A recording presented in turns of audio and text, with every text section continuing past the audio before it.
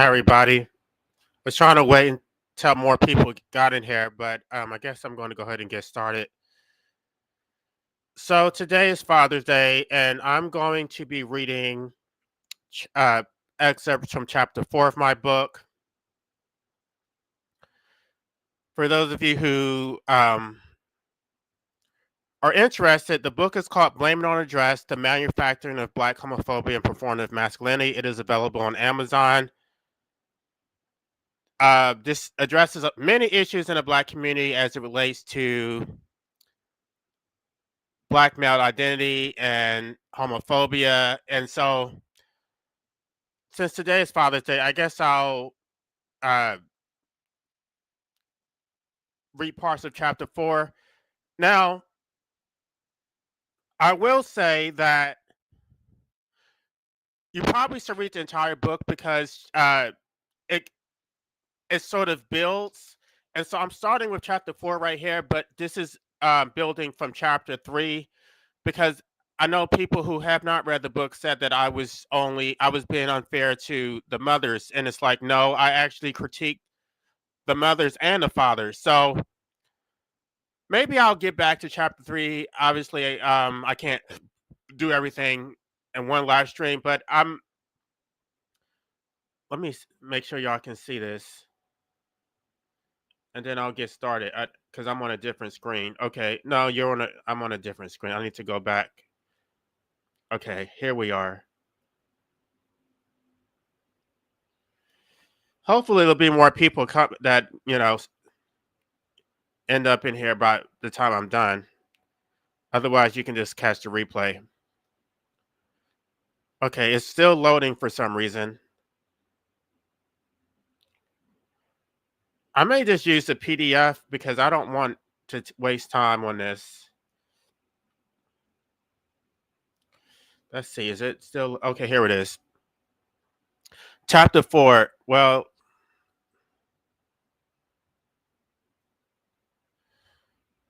let me use the PDF instead. Because this is for some reason I'm having issues with this version. Chapter 4: The Father's Wound, the wound that doesn't heal. Fatherlessness in the Black community is often reduced to statistics, stereotypes, talking points for politicians and pundits who don't genuinely care about the lies behind the numbers. The narrative we hear is predictable.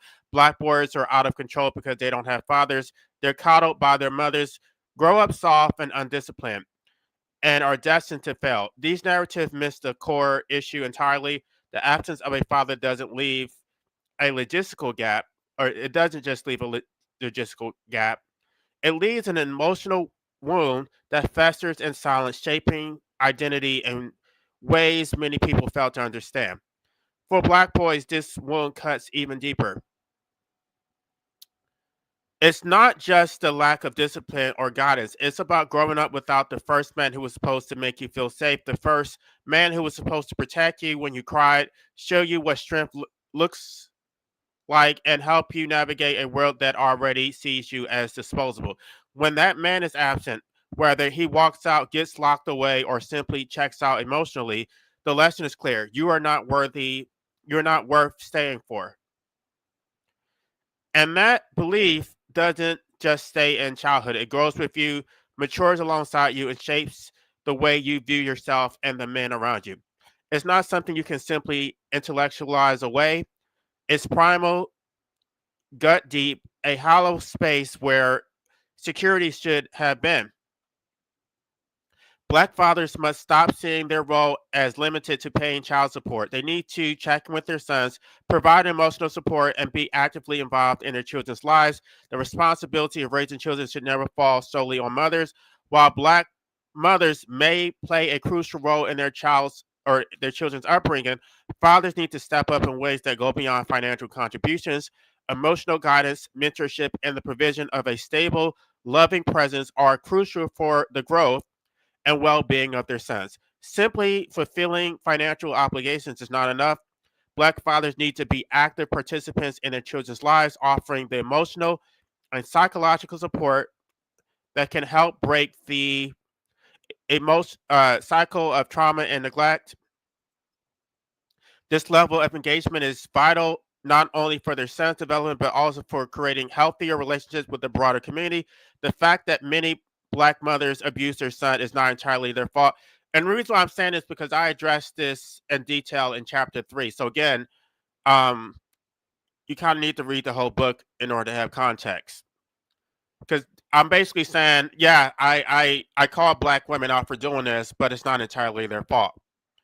Mothers should not be expected to carry the full weight of parenting alone. Black fathers must take responsibility for their role in shaping their children's emotional well being too.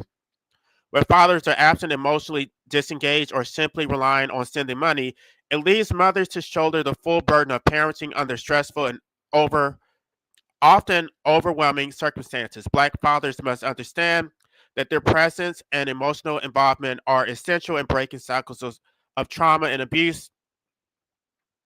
Many Black fathers pride themselves on traditional patriarchy and claim to be the head of the family. However, they fail to live up to this ideal. In reality, they are too often too cowardly to stand up to the mothers of their children and allow them to walk all over them. These fathers do nothing to protect their children from emotional and physical abuse at the hands of their mothers. Instead of stepping up as protectors, they abandon their responsibilities, leaving their sons to suffer in silence. This failure to act compromises not only their son's development, but also the overall health of the family and community. Black fathers must realize that being the head of the family means more than claiming the title. It requires standing up for the well being of their children and actively contributing to a safe and nurturing environment for them to grow. When a father leaves, the world pretends the laws is mostly utilitarian. No man to bring home a paycheck, no man to teach him how to throw a football, no man to scare off the neighborhood troublemakers. But it's so much more than that. It's the laws of the first person who is supposed to say, "You belong, you are under my protection, and nothing you do will ever change that." For Black boys, the laws feels personal. It doesn't get processed as my father was broken, overwhelmed, or unprepared. It gets internalized as I wasn't worthy. I wasn't worth staying for. The absence becomes rejection, and rejection becomes identity. And the world isn't kind enough to offer an alternative narrative. Instead, reinforces the wound. Schools punish you more harshly. Churches preach about the man of the house, like an 8-year-old can feel the shoes of his father can feel the shoes his father's abandoned. Coaches tell you to man up as if masculinity alone can heal heartbreak. But the most dangerous part of this wound, it doesn't scream, it whispers. It hides behind toughness, sarcasm, and the performative masculinity we learn to survive. Most Black boys don't realize they're grieving. They just learn, they just know something feels off. There's a hunger, a longing, but no language to name it. So they often they move through life half full, searching for something they can't quite define. Here's what they don't tell you about growing up without a father. It's not just about feeling sad. It undermines your self confidence because you have no one to back you up. It's not only the question, why did he leave, but also the haunting thought, what was so wrong with me he couldn't stay? And for Black gay boys, the question gets even more complicated because long before you understand your sexuality, you understand rejection. You already know that you are you already know what it feels like to be wanted by the man who was supposed to claim you. So when the world starts dropping hints that your softness, your sensitivity, your difference might be wrong, you believe it. Why wouldn't you? If your own father wouldn't embrace you, why would the world? The cruelest part of the father's wound, it doesn't just hurt, it reprograms you. It teaches you to settle for crumbs because you've never known the feast. It teaches you to chase approval because you've never been given unconditional love. By the time you realize you're searching for something, you've already built an identity around the pursuit. Black boys rarely grow up saying, I miss my father. The world doesn't give you space to grieve. Crying gets you mocked, vulnerability gets you punished. So we learn early. Keep it moving. Pretend you're fine, be a man about it, but pretending doesn't erase the need. It pushes it underground where it festers and mutates. That's how the search begins. Quietly, unconsciously, you start gravitating towards older boys, male teachers, neighborhood men who seem to have it together. It's not sexual, not yet. It's about presence, authority, that feeling of safety you never had. You don't even know you're searching for a father figure. You just know that being around certain men makes the ache a little less sharp. But here's the problem: hunger makes you vulnerable. And when you don't know what you're hungry for, you'll accept anything that feels like nourishment, even if it's poison.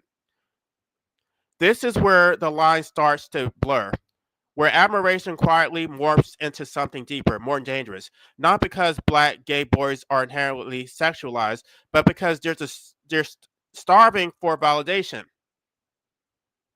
And in a world that doesn't offer safe affection, attention often comes with conditions.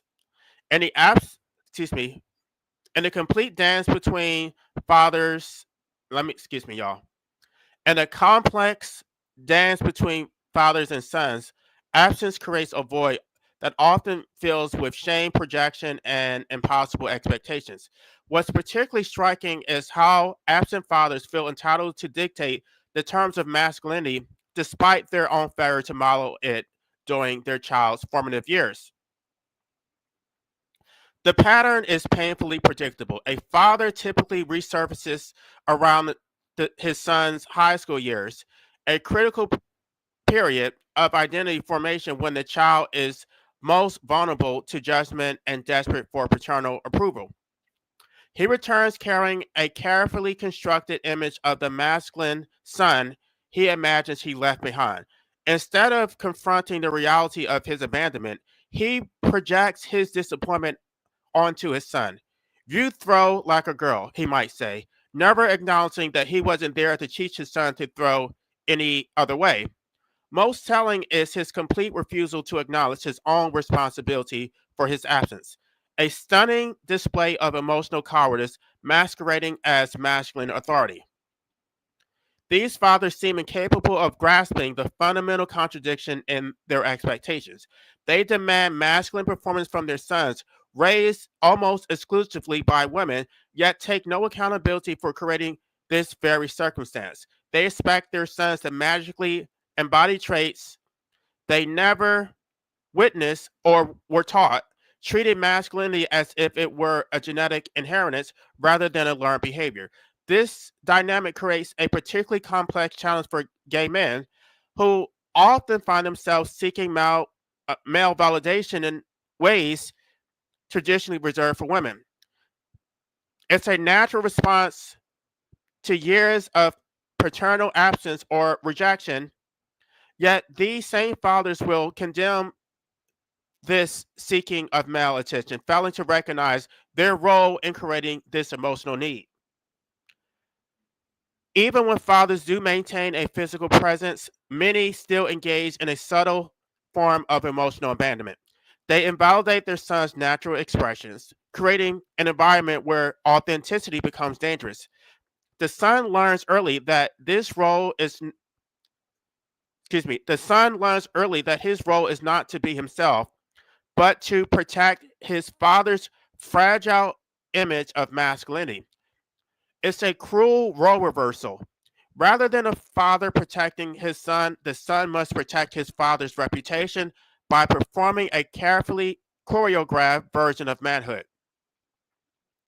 The prize son dynamic adds another layer of complexity to this relationship. Some fathers objectify their sons as trophies of their own masculinity, demanding performances of excellence that serve primarily to validate the father's ego.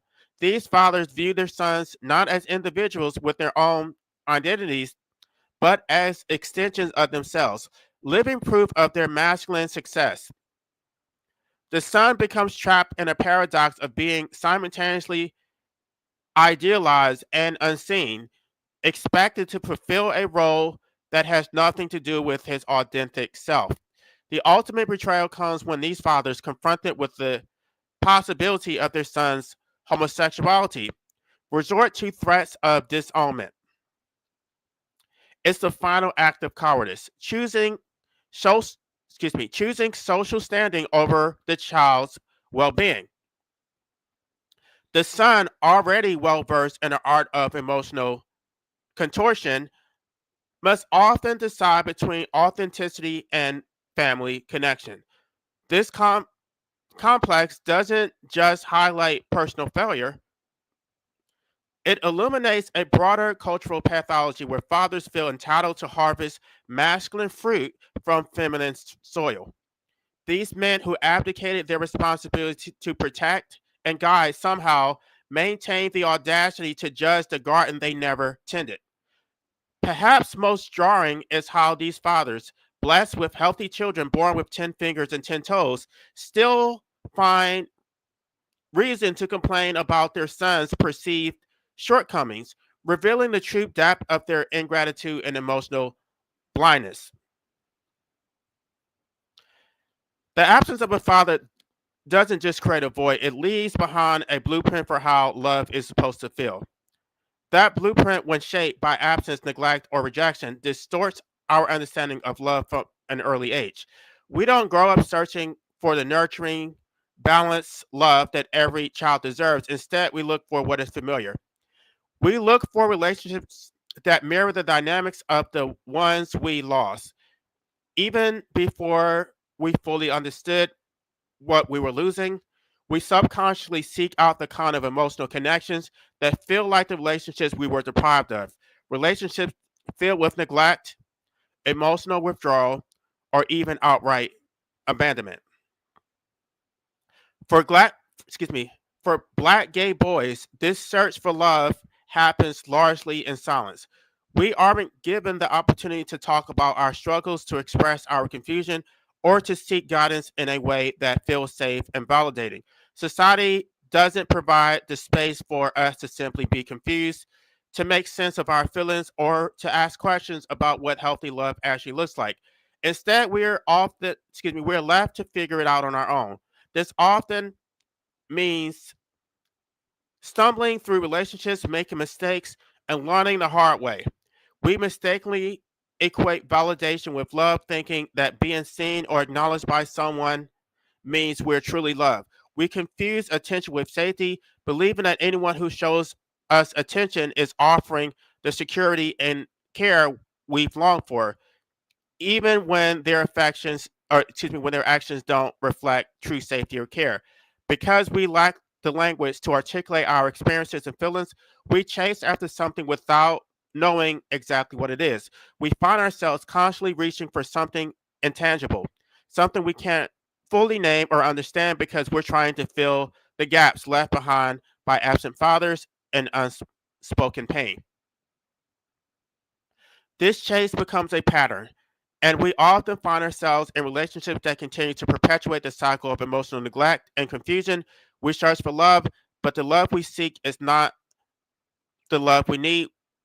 We're seeking comfort, familiarity, and validation in places that can offer us true healing, and yet we don't always know how to stop or how to seek a healthier, more fulfilling version of love because we've never been shown what that love actually looks like. Before I can tell you, let me just go back and see who's here. Okay. Um, good. By the time we reach adolescence, this the pattern has already been set. We start looking for the qualities we miss from our fathers and other men. This isn't about sex. This isn't about desire. This is about safety, about approval, about that deep unspoken need to feel chosen by the kind of man who was supposed to choose us first. At first, it looks innocent, a teacher we admire, a coach we try to impress, an older boy in the neighborhood whose presence makes us feel seen in a way we can't explain. We become drawn to them not in a way that feels romantic, but in a way that feels like we found someone we were missing. Their attention makes us feel important, their approval makes us feel like we matter. We don't realize what's happening. We don't recognize That we are searching for the father figures in the faces of men who were never meant to hold that role. We just know that when they look at us, when they acknowledge us, when they see us, we feel something we've been longing to feel our entire lives. And that's when things begin to blur. Admiration turned obsession when obsession becomes addiction. At first, it's just admiration, the feeling of looking up to someone, of wanting to be around them, of craving their presence because it fills a space inside of us we don't know how to name. But then something shifts because when you grow up without a father, the moment you receive the attention you've been starving for, it doesn't just feel good, it feels intoxicating. It feels like salvation. It starts with small things. The way your heart skips when they praise you, the way you analyze their words, searching for approval, the way you dress differently, act differently, speak differently when they're around, hoping they'll notice. And then one day you realize you're not just admiring them, you're craving them. Not because you're in love, not because you desire them sexually, but because their attention makes you feel real, whole, and chosen. And when you spent your whole life feeling like you weren't worth staying for, that kind of validation is powerful enough to feel like love. This is how the trap is set. This is how so many of us stumble into relationships and situations we aren't prepared for because we don't recognize that's what we're chasing. That what we're chasing isn't a person, it's a feeling. And the people who give us that feeling, the ones who make us feel special and chosen, aren't always the ones who have our best interests at heart. Excuse me, y'all. By the time puberty hits, the lines between emotional hunger and physical attraction become impossible to untangle because when the only time you feel wanted is when a man gives you attention, your body starts to associate that attention with desire. Not because you were born craving them, but because male approval is the only thing that has ever made you feel whole. For many black gay boys, their first experiences with men aren't always about sexual desire. They're about validation, about feeling chosen, held, wanted. And when those feelings are wrapped up in physical intimacy, the confusion begins. Is this what love is supposed to feel like? Is this what I've been missing? By the time we grow old enough to ask these questions, the answer feels irrelevant because the world doesn't give us the space to question. By the time we recognize the pattern, we've already been conditioned to believe this is just who we are. That this is what love looks like for us, that the hunger we've been carrying since childhood is a hunger for men, not a hunger for the father who left us behind. And so we keep chasing the feeling. We keep seeking out the kind of men who make us feel small, who hold power over us, who make us feel chosen one moment and discarded the next. We don't realize we're enacting the past. We just know that no matter how much we chase, no matter how many men we try to fill the void with, the hunger never goes away. Because what we're looking for isn't love, it's the safety we never had. It's a father we never knew. And until we name that wound, until we stop mistaking validation for love, we will spend our lives searching for something we can never that something that can never be found in another man's arms. The shift from seeking validation to assuming an identity is so subtle. Most of us don't realize that it's happening. It doesn't start with desire. It starts with the need to feel chosen, to be seen and held in a way that fills the emptiness fatherlessness leaves behind. But when that needs get met in intimate context, especially by older men, the mind starts drawing conclusions that were never ours to make. It's not that we wake up one day and say, I must be gay. It's that male attention is the only thing that has ever made us feel secure. and so we follow it wherever it leads, even into places we never imagined ourselves going. By the time we understand the difference between longing and attraction, the world has already told us who we are. And questioning that identity feels less like self discovery and more like betrayal. For many black gay boys, the first intimate encounters with men are not fueled by sexual curiosity, but by desperate need to feel chosen. It's the coach who takes extra interest, the older friend who pulls you aside to make you feel special, the neighborhood man who gives you attention when no one else does. Initially, it feels innocent, warm, protective, almost paternal, but when affection intertwines with intimacy, the lines quickly blur. The world seldom talks about how many black boys' early experiences are less about exploring sexuality and more about filling an emotional void. Touch, even when it feels wrong, can become synonymous with safety. When safe, affirming affection from a man ha- has always been absent. The first person to make you feel wanted often wields more power than you realize. Power you're too young to understand or resist.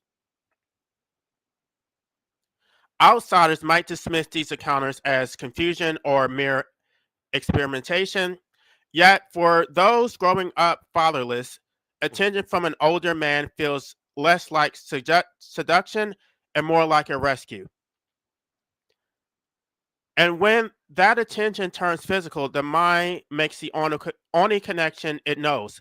This must be what love feels like. Many of us, not actually ready for sex and not truly wanting it, feel compelled to engage anyway, driven by a fear of rejection and a hunger for acceptance.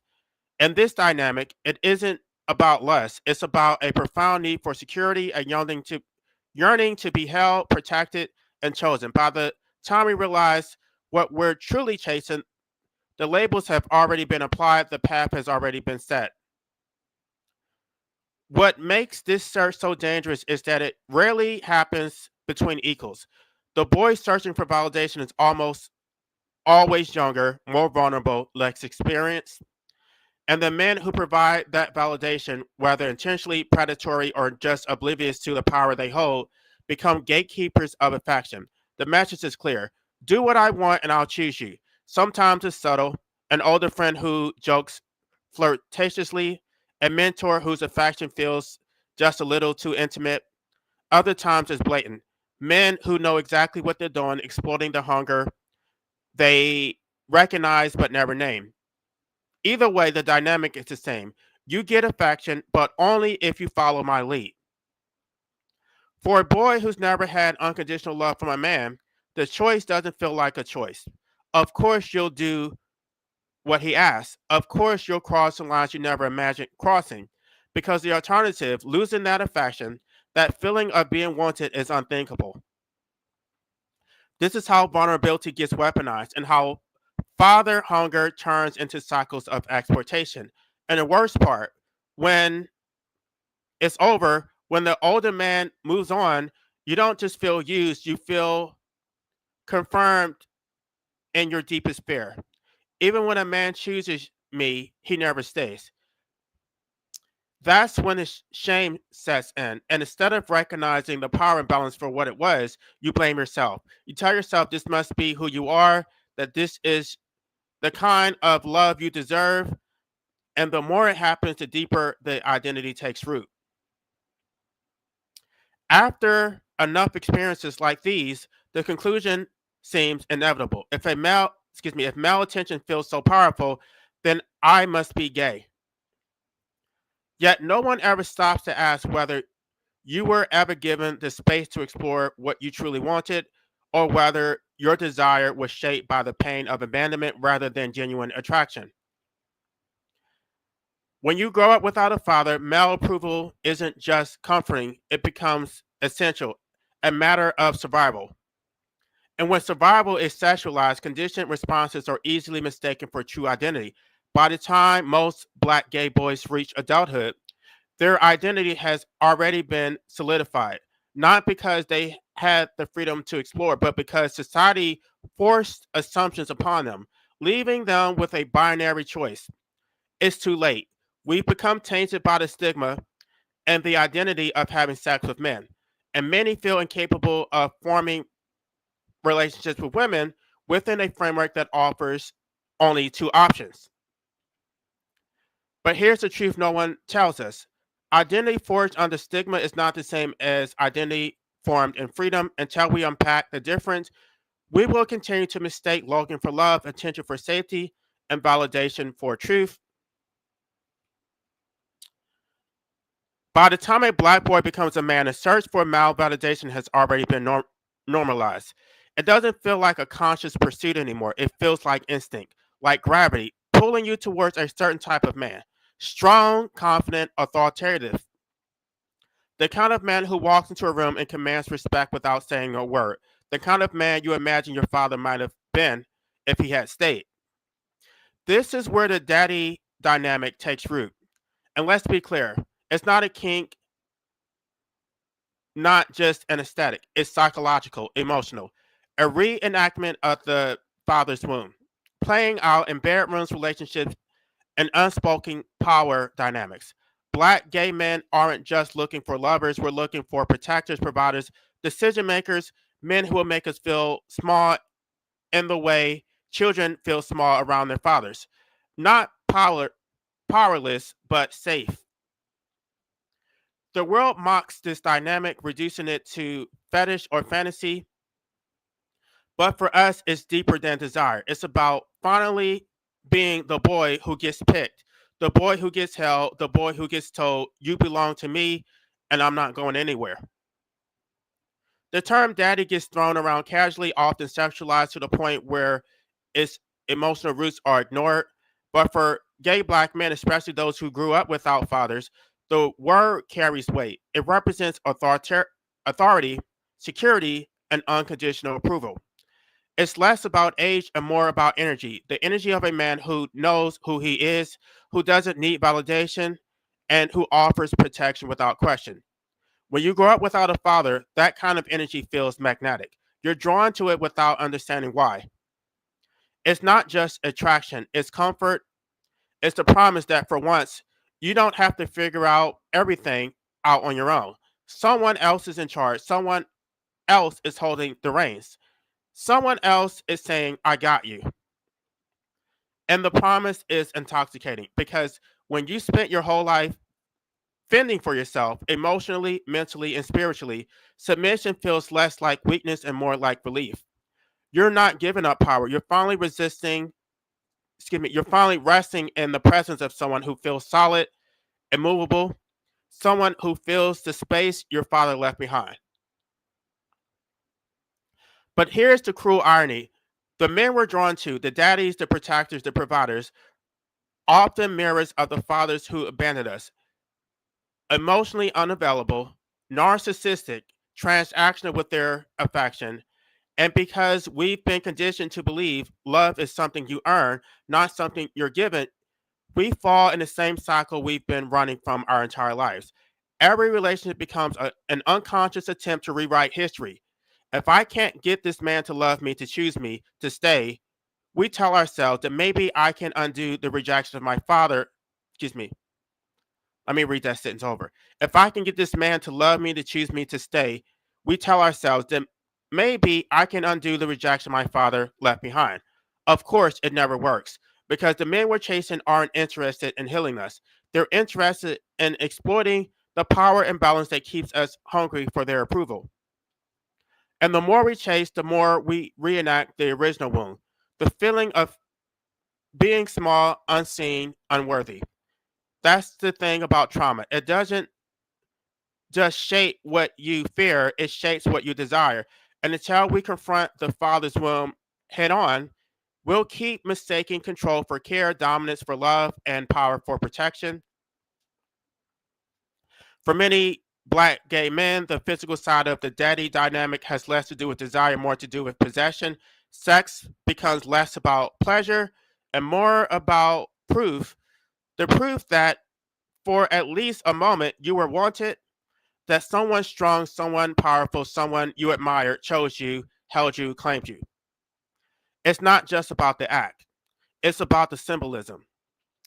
about finally being the boy who gets picked instead of the boy being left behind, and about feeling, even if only temporarily, like you belong to someone who won't let go. But the problem with using sex as a substitute for security is that it never lasts. The moment the encounter ends, the hunger returns, sharper and more unforgiving than before, because the body might feel satiated for a moment, but the soul remains starved. And no amount of physical intimacy can fill an emotional void that was carved in childhood. That's why so many of us find ourselves in cycles of unhealthy relationships, drawn to men who hold power over us, mistaking control for care, and confusing possession with love. Because when you grow up without a father, even toxic affection feels better than nothing at all.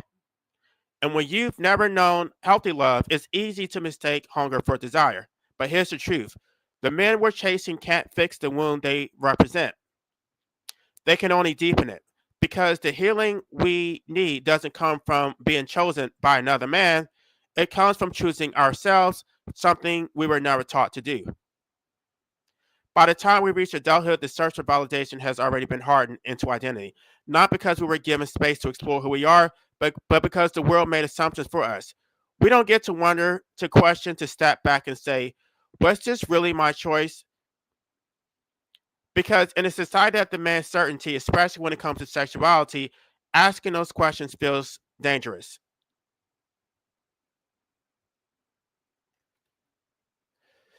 The truth is, many of us never had the freedom to discover our own desires. We were shaped by our circumstance, by the father who wasn't there, by the men who took his place, by the need for security that was mistaken for attraction. And by the time we're old enough to excuse me, we're already too deep in the identity we've built around that need. Too afraid to ask, did I get here because of who I am or because of what I lacked? The world tells us that sexuality is fixed, that you are either born gay or straight, that desire is innate, untouched by external forces. But what happens when your first experiences of male affection are tangled up in abandonment? When the only time you feel safe in the arms of a man who mirrors the father who left? How do you separate what is natural from what is conditioned? This is the question nobody wants to talk about, because admitting that early experiences shape identity feels less like a threat. Not to just question truth, but to the entire framework of sexuality as we understand it. But ignoring this question doesn't make it go away. It only leaves black gay men trapped in a narrative we didn't write, leaving an identity we never got to examine. Because the reality is this: when validation and survival are intertwined, desire can be shaped. And for many of us, what started out as a hunger for security became something else. Not because we consciously chose it, but because our circumstances made it feel inevitable. By the time we're old enough to confront these questions, the world has already made the decision for us. We are gay. We are defined by this label, by that identity. Any effort to revisit our past, to distinguish between what we truly needed and what we thought we desired, feels more like an unnecessary reinvention, one that emerges after we have already come to terms with our past and built enough self esteem in the identities we have formed. It then becomes about embracing who we are today. Because what happens if we admit that the men we're drawn to weren't just lovers, but stand ins for the fathers we never had? What happens if we acknowledge that our first encounters weren't about sex, but about feeling wanted? The world doesn't give us space to ask these things, because once you're labeled, once you've built a life around that label, question it feels like erasing yourself, like betraying the only community that ever accepted you, like admitting that you don't know who you really are. So we don't ask questions. We accept the role we were handed and keep moving forward, never stopping long enough to wonder if we were ever given a choice. Because in a world that says sexuality is absolute, Examining the root cause of our desires feels like heresy. The reason why most black gay men never talk about this, excuse me, y'all. There's a reason why most black gay men never talk about this. It's not because we don't think about it. It's because the cost of question is too high. We've already been told who we are, already fought too hard to carve out a space where we are accepted. The last thing we want to do is dismantle that space, to step back and ask if the road that led us here was paved with real desire or with a desperate need for male approval. So we stay silent. We bury the questions beneath relationships, careers, activism. We tell ourselves that it doesn't matter how we got here because we are here now. And maybe that's true. Maybe in the end it doesn't matter. But the wound remains, the father's wound, the validation wound, the hunger for something we never received. And until we confront that wound, until we acknowledge the role it played in shaping who we are, we will always be searching, always chasing the feeling of security we never had. And no matter how many men we are able to pull, no matter how much attention we receive, the hunger will never go away because it was never about sex. It was always about validation.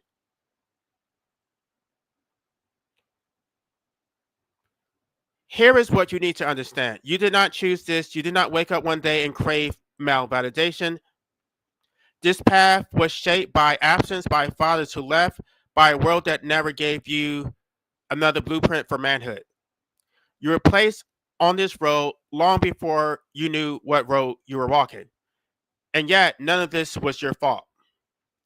The men you chased, the validation you sought, the hunger that led you into the arms of men who mirrored your father's absence, none of it was your fault. You were searching for something that was stolen from you. You were filling a void you didn't create. The men you're drawn to, the ones who make you feel small, who hold power over you, who remind you of the father you never had, are not random choices. They are reflections of what you are missing. They are reflections of what was missing. They are symbols, ghosts of the man you spent your life looking for. But here's the truth: they can't give you what you lost. No man can. No relationship, no sexual encounter, no dynamic will ever fill the space your father left behind, because that space is not meant to be filled by another man. It is meant to be healed.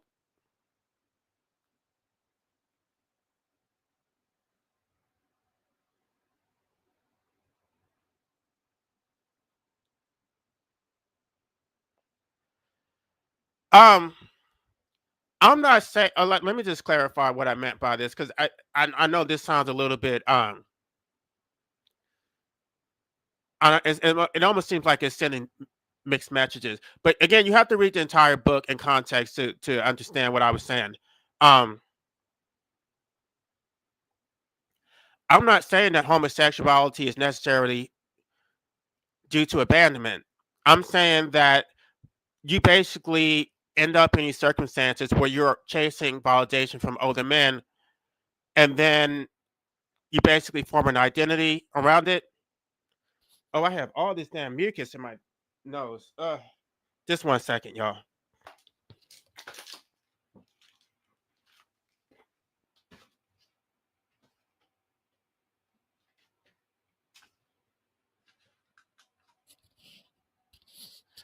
And so basically, once you have sex, it becomes binary, right?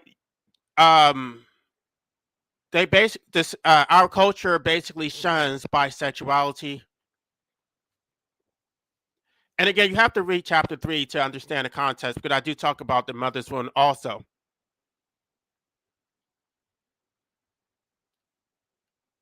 So no, it's not just the absent father, it's also the abuse from mothers, it's also the community reinforcing it.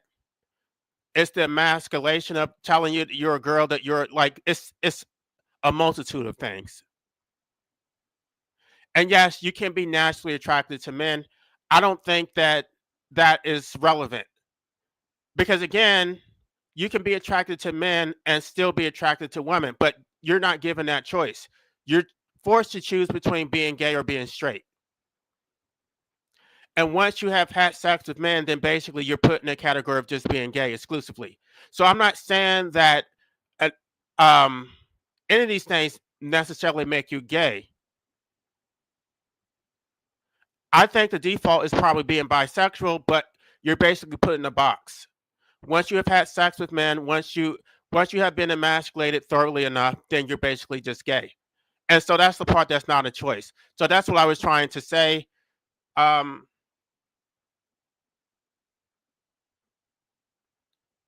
I actually said this. Let me just say it's important to clarify that I'm not saying that being gay is a choice. What I'm saying is that black gay men need to stop seeking validation from men in desperate attempts to feel seen, wanted, or loved. Instead, we must find our worth within ourselves, not by constantly chasing approval from others.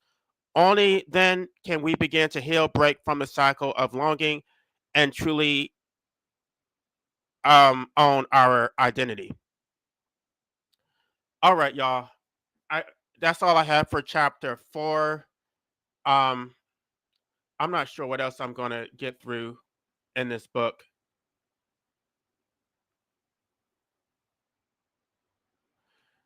Yeah, I'm sorry to hear that. Um, yeah, it affects people differently. So, all right, it looks like I only have 2 people here anyway. So I don't know if this live stream is. We'll see. Maybe people will listen to it later. But depending on how many people end up watching this, and I'll decide if I want to read any more from this book. So, with that being said, you all have a good day. Be sure to like, share, and subscribe.